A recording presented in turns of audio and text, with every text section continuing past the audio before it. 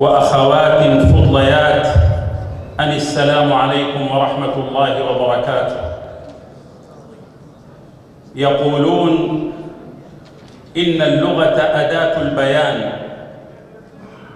ويقولون إن اللغة بريد القلوب، بيد أن من المقام ما يكون عصياً على الكلام فالصمت فيه أبلغ، لأن المجاهدين على ثرى الأرض المباركة قد سطروا أروع المجاهدات بدمائهم، وقدموا الغالي والنفيس والمهج والأرواح، فكيف لكلمات قليلات العدد واهية العدد أن تشكل معرج انطلاق أمام هذه التضحيات العظيمات؟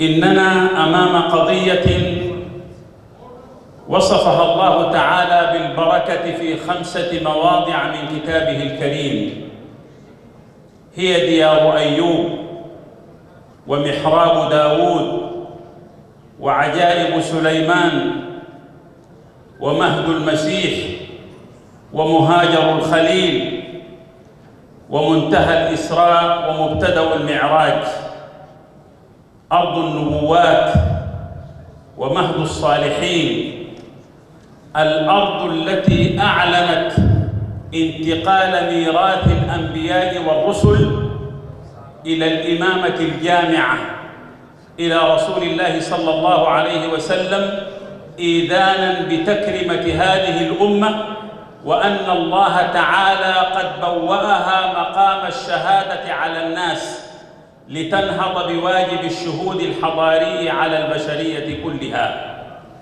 الله أكبر، إن دين محمد وكتابه أهدى وأقوم قيل، لا تذكروا الكتب السوالف عنده طلع الصباح فأطفوا القنديل.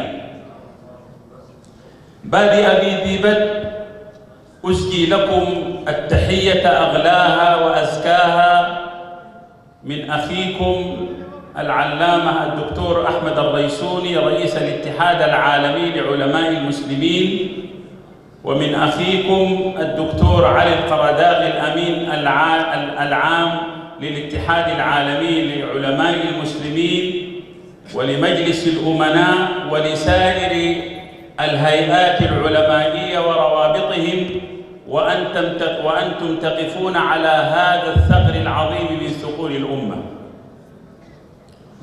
إن هذه القضية تجدد فينا معنى عظيما، وهي أن هذه الأمة أمة مرحومة لن تموت، قد تغشاها العوادي، وقد تتعثر بها الخطى، ولكن الله تعالى لن يخلي هذه الأمة من قائم لله بالحق لا يضرها من خذلها أو من خالفها حتى يأتي أمر الله. وتأملوا معي قوله تعالى: ويأبى الله إلا أن يتم نوره. هذا الإباء الإلهي لا بد أن يأخذ مداه وفق سنن الله تعالى التي لا تتبدل ولا تتخلف ولا تحابي أحدا. ثم إذا كانت الأمة قد تفرقت بها السبل نتيجة أهواء وتعضية وتشظي وفرقة وشتات، فإن القضية الكبرى المقدسة المطهرة القادرة على جمع هذه الأمة هي قضية القدس وقضية فلسطين، تجمع شتات الأمة، علماء ودعاة وشعوبا وجماعات يرتفعون فوق الجراحات ويتجاوزون السفاسف التي تعصف بهذه الأمة. الأمة في تاريخها مرت بها أنواع، مرت بها 9 حملات صليبية، حتى قال الناس إن الصليبيين قوة لا تقهر. قيض الله عماد الدين زنكي، وقيض الله نور الدين الشهيد الذي كان يشبه بعمر بن عبد العزيز لصلاحه واستقامته في الرعية. وجاء تلميذه صلاح الدين الأيوبي حتى دحروا الصليبيين لا يلون على شيء. وغزيت الأمة الغزو المغولية من جهة الشرق سنة 656 حتى قال الناس إن التتار قوة لا تقهر، فقيض الله سلطان المماليك سيف الدين قطز الذي جمع الأمة على كلمة التوحيد وتوحيد الكلمة، توحيد المعبود ووحدة العابدين، جمعهم بعد عامين وصاح صيحته وإسلاما، فدحر المغول لا يلون على شيء.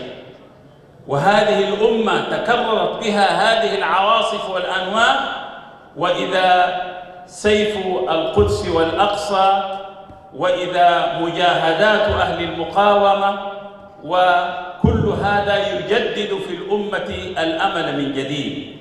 ولذلك من أجل المعاني التي ينبغي أن تكون حاضرة في وعي الأمة هي العمل على تبديد حالة اليأس والقنوط والإحباط التي استعرت في نفس الأمة في شبابها وأجيالها. وليكن شعارنا دوما: وإن تكن الأيام فينا تبدلت ببؤسى ونعمة والحوادث تفعل، فما لينت منا قناة صليبة ولا ذللتنا للتي ليس تجمل، ولكن رحلناها نفوسا كريمة تحمل ما لا يستطاع فتحمل، وقينا بحسن الصبر منا نفوسنا فصحت لنا الأعراض والناس هزلوا. لن يغلب عسر يسرين، والشمس إن بارحت رؤوس قوم أنارت عند آخرين، وكم لله من نعمة في طي المكاره. علينا دائما أن نستشعر أن الأمل مع العمل، وأن الأمل ينبغي أن يكون هو الذي يرفد حركتنا وجهدنا نعبئ به طاقات هذه الأمة. الأمر الثاني أن واجب العلماء ينبغي أن يتحرك في مسارين كلاهما يعضد أحدهما الآخر: مسار التوعية بصحيح هذه القضية، ومسار التعبئة بحشد طاقات الأمة لتقف في صعيد واحد. وبحمد الله شرع الله تعالى لنا أبواب الجهاد بكل صوره وأشكاله: الإسناد المادي، الإسناد المعنوي، الإسناد التعليمي، الإسناد التربوي، الإسناد الإعلامي، الإسناد العلمي، كل هذا الإسناد بكل صوره وأشكاله ليأخذ كل واحد من الأمة بنصيبه من الجهاد في دعم هذه الأمة وفي دعم هذه القضية. فلئن وقف المرابطون على ساحة الثغور في أرض الرباط فإن الأمة بكل ألوان الجهاد قادرة على أن تستأنف هذه المسيرة المباركة. كلمة أخيرة أوجهها لجميع الروابط العلمائية: أن اليوم هو يوم اصطفاف لنصرة هذه القضية توعية وتعبئة. وقبيح وأسرانا وأمتنا تتعرض لهذه المهددات أن تتشظى الأمة إما على خلاف تحت قاعدة تجزئة المجزأ وتقسيم المقسم وتفتيت المفتت، إما على أساس عرقي أو على أساس مذهبي أو على أساس طائفي. ينبغي أن تحتشد الأمة كلها بلسان واحد يقول: دم المصلين في المحراب ينهمر، والمستغيثون لا رجع ولا أثر، والقدس في قيدها حسناء مذ سلبت، دموعها في عذاب الصمت تنتظر، تسائل القدس هذا الليل حاجرة، ونحن بالقولة النكراء نعتذر. هل جهزت في حياض النيل ألوية؟ هل في العراق ونجد جلجل الغير؟ هل أكشت في بيوت الله عاكفة كل القبائل والأحياء والأسر؟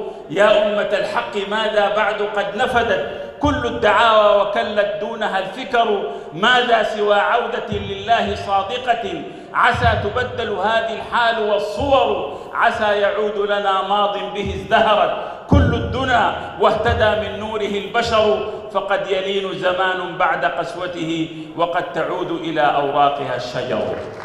ونقول أخيراً لهؤلاء الأحباب الذين احتشدوا من كافة القارات للتأكيد على نصرة هذه القضية: بيني وبينكم ود تعهده رب السماء بتطهير وإكمال، فالدين يجمعنا والضاد يمنعنا والقدس يسألنا فكا لأغلال. إذا أردتم كريم العيش فالتفتوا إلى الكتاب وحثوا كل شملال، إن الكتاب لكم ذكر وتذكرة، كم يضرب الله أمثالا بأمثال. زموا النفوس وأحيوها بتزكية تشفي وترفع من رين وأقفال. إني كفيل لئن وفيتم ذمما أن تنزل البطشة الكبرى بأنزال. إن تنصروا الله ينصركم ويجزكم كفلا بكفل وأسجالا بأسجال. والسلام عليكم ورحمة الله وبركاته.